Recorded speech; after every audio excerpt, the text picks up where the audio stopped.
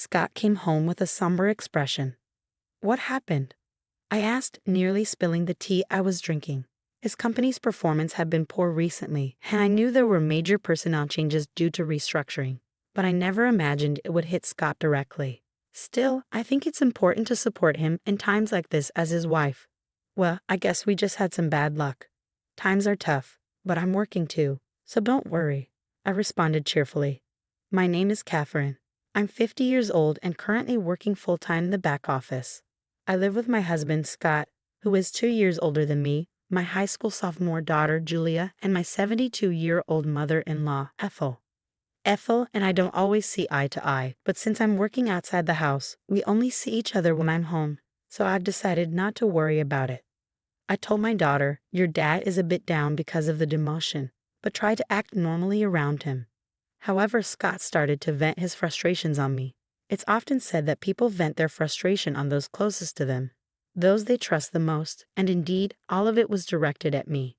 The next day, as I was cleaning the hallway during my day off, he passed by and suddenly said, "You've put on weight since we got married, haven't you?" Huh? Well, I am 50 after all. Even the gynecology pamphlets say that women tend to gain weight around menopause. But according to my company's health checkup, I'm not overweight, I replied. Forget the health checkup, your figure is too unsightly. You're just being lazy. If you're overweight, I'm embarrassed to be seen with you with your barrel-like figure, he said. I was at a loss for words when my husband suddenly said such a heartless thing. Then he added, ugly, and locked himself in his room. What? What's happening all of a sudden? I pinched my own side. I could tell that I had gained more than enough weight, but why now, all of a sudden? I felt as if I had been pierced by an arrow that had come flying at me out of the blue, so much so that I forgot I was holding the mop in my hand. It was that much of a shock. The mop slipped from my hand, clattering loudly as it fell onto the hallway floor. From that day on, Scott's attitude towards me became increasingly harsh. To make matters worse, my mother-in-law seemed to have listened to that weekend's argument and she jumped on it, doubling the power of the criticism. As I was climbing the stairs with a laundry basket, intending to hang the clothes, my mother-in-law descended from the second floor. No, she didn't descend. She just waited at the top of the stairs. She'd remark things like, "Oh, how awful. If only you weren't so fat, we could pass each other on the stairs. I wouldn't have to wait here because only one person can pass due to your obesity." Furthermore, when I served fried chicken for dinner, she'd say, "Isn't this what's making you fat?" and would remove my plate. She'd suggest that the three of us who aren't overweight should eat my portion. My gynecologist told me after middle age, you either get fat or you lose weight, but my mother-in-law was on the thin side. She was skinny like a dried-up tree. But I was still able to tolerate her petty harassment. Such nuisances had been commonplace, so I was somewhat used to it. What really pierced my heart was my husband's behavior. Since that incident, my husband Scott stopped talking to me. There was no thank you or that was delicious, even when I served him breakfast. He'd just silently eat and then get up. He'd silently enter and leave the bathroom. We still shared the bedroom, but he just turned his back and played with his smartphone. I couldn't stand being treated as if I were invisible. One night in the bedroom, I gathered my courage and asked, "Hey, did I do something to deserve being ignored?" He responded, "Not really, but I just don't want to talk to anyone other than humans. I don't want to be seen as a family with someone this fat. If you care about me, lose some weight." I was disheartened by his words, but it's inevitable after middle age, and you know it, right? Even though I walk 1.2 miles for commuting, I'm trying my best in my own way, I said, trying to defend myself. I was trying hard to combat the weight gain due to aging. I continued, but he coldly turned his back and said, "If the results aren't showing, it's the same as not trying. Don't talk to me anymore." From then on, he truly stopped responding to me. My mother-in-law continued to tease me about my weight, and whenever meat, fruits, or rice were on the table, she'd question, "Are you allowed to eat that? Are you aware?" I ended up only eating salads and boiled vegetables. Scott just watched all of this without saying a word, only moving his chopsticks in silence. I may be at the end of my marriage. I began packing my belongings in my spare time. If I'm going to be treated as invisible by Scott, then maybe it would be better to just become invisible. When I told my daughter, "I'm thinking about going back to my parents' house," she responded, "Yeah, I get it. I've seen Grandma and Dad always pick on you during mealtimes. It's hard to watch. I'll go with you, Mom. We can live at your parents' house, and I can still go to high school from there. Now, tomorrow is the day when Scott's demotion officially kicks in, right after the winter break. Scott came over with a smile saying, "Let's have a drink, everyone. Just this once. Starting tomorrow, his life without subordinates will begin. I wonder if he finds that unbearable. But by this time, I've lost the will to go along with it. Even his plastered-on smile is irritating. Let's have a nightcap during dinner. I'll make wine spritzers," Scott said. This might be the first time he's spoken to me since the day after the announcement of his demotion. He added, "Julia can have juice, and I'll make a wine spritzer for you too, Catherine." He placed the prepared wine spritzers at 3 spots on the table. Strange why all of a sudden, when Scott turned his back for a moment to look for the TV remote, I sniffed the drink he had made. What? I smelled it faintly, but it was definitely that smell. I recognized the faint smell because I've used it in cooking before. How could he think to make me drink this? I won't stand for it anymore. My mother-in-law's harassment being ignored by my husband. I'll pay them all back. The wine spritzer pushed me over the edge. "I'm sorry, could you get the camembert cheese from the fridge, Scott? It's from a local dairy farm and it's really delicious. I'm glad for the family time. Could you fetch it?" Thinking he should at least do that much when I expressed joy at family time, Scott headed towards the fridge. While he was away and before my mother-in-law and daughter sat down, I switched my drink with the one on the seat to my right. The right seat, it was Ethel's seat. Scott returned with the cheese. "Well, now that we've got the snacks ready, I'll call Julia and mother-in-law," I said loud enough for them to hear. "Dinner's ready." The two of them made their way to the dining room and took their seats. Just a regular dinner. Except I didn't have any meatloaf or cornbread. Just salad, stewed chicken soup, cheese, and wine spritzer. Julia was having juice. "Let's eat," Julia said, breaking the silence. Scott and my mother-in-law remained silent. I sipped on the wine spritzer Scott had made. He was watching me closely. I smiled and said, "Yeah, it's good." "Huh." Scott murmured something under his breath, but I ignored him. I dug into the salad and then took another sip of the wine spritzer. Suddenly, a beam of red liquid shot out from my mother-in-law. It reminded me of Godzilla's fire breath. "Wait. What, Grandma? What happened?" My daughter stood up in surprise. Some of the liquid splashed on her salad. "Did you choke? Are you okay?" Julia grabbed a towel and quickly returned, but as she handed the towel to my mother-in-law, who wiped her mouth, she gasped. "What? What is that?" "Grandma, your mouth, it looks like spicy cod roe." My mother-in-law began to freak out. "Hey you," he put it in my drink. She shrieked and lunged at me. I coldly brushed her hand away.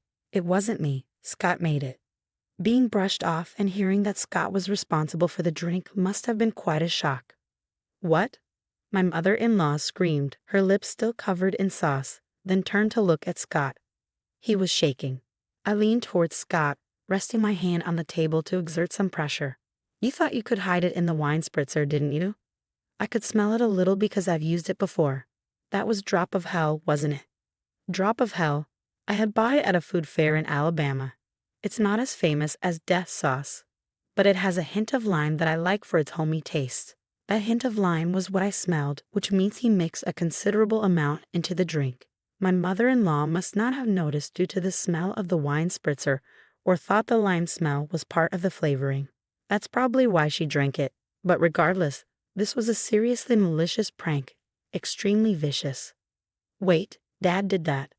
Julia wore a shocked expression. "I actually intended for Catherine to drink it," Scott confessed. "You should exchange it with yours."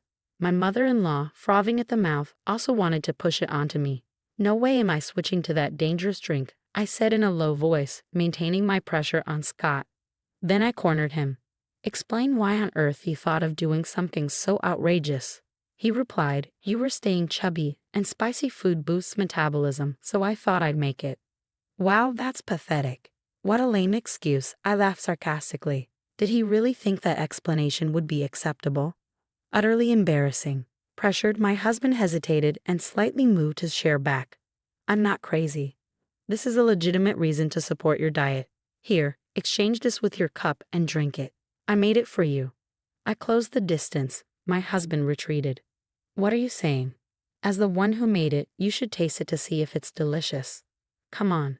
I got up, took the cup containing the drop of hell from in front of my mother-in-law, and threw it in front of my husband. After ignoring me and treating me like air for so long, did you think I would honestly drink something you made with a smile out of the blue? Didn't it occur to you in your empty head? Isn't it too childish? Come on, taste it. As the one who cooked it, you should take responsibility. I slammed the table. At that sound, my husband, thinking he could escape with a little more backpedaling, stood up from his chair and backed off. After a tense silence, a quiet voice spoke. Drink it. My husband and I turned to the source of the voice. The voice came from our daughter Julia. Julia started to speak as if she was squeezing out the words. Taking your frustration out on Mom, who supports you the most when things don't go well at work, and repeating cruel treatments. This is like a childish prank. I might not be supposed to say this to my parents, but it's too childish and unbearable to watch. Our daughter stood up too and continued, facing her father. Is it wrong to be overweight? Mom wakes up early and walks to work, and she also brings lunch, so it's not like she's not trying. Then she turned to her grandmother. And you're going along with it, taking away my mom's dinner like fried chicken. What Grandma is doing is like middle school seniors and juniors. It's embarrassing. At those words, a flustered Ethel began to make a confused excuse. That's not it. I'm just worried that Julia's mom will gain any more weight. She must have wanted to be seen favorably by her granddaughter. In fact, Ethel liked Julia. But this time, Julia was harsh. Compassion is something that is conveyed to the other person. It hurt to see Mom's dinner, despite Mom looking sad. I wouldn't call that compassion.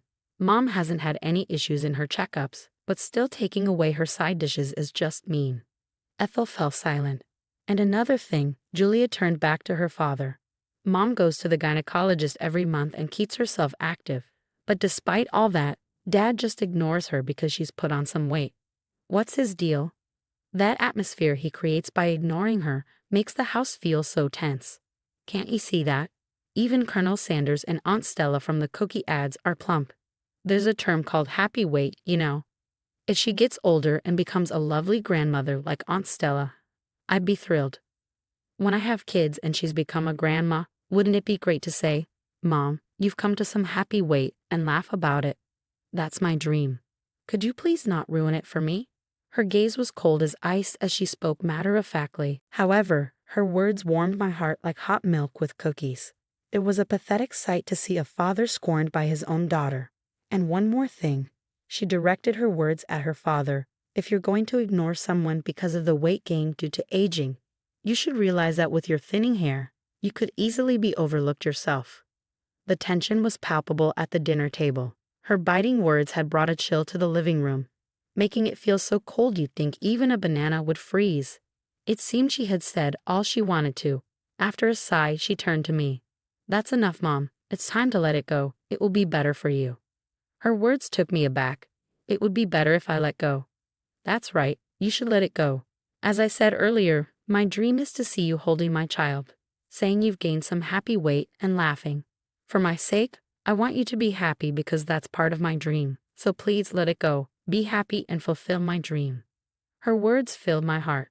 Every single thing she said made me so happy that I didn't care about being ignored by my husband, the fat shaming from my mother-in-law, or the drink issue. Warm tears streamed down my cheeks. Yes, you're right. My vision blurred with tears. Hurry up, Mom. She patted my back and gave me a gentle push. Okay. I went to the kitchen and brought back a document I had been hiding for some time. What?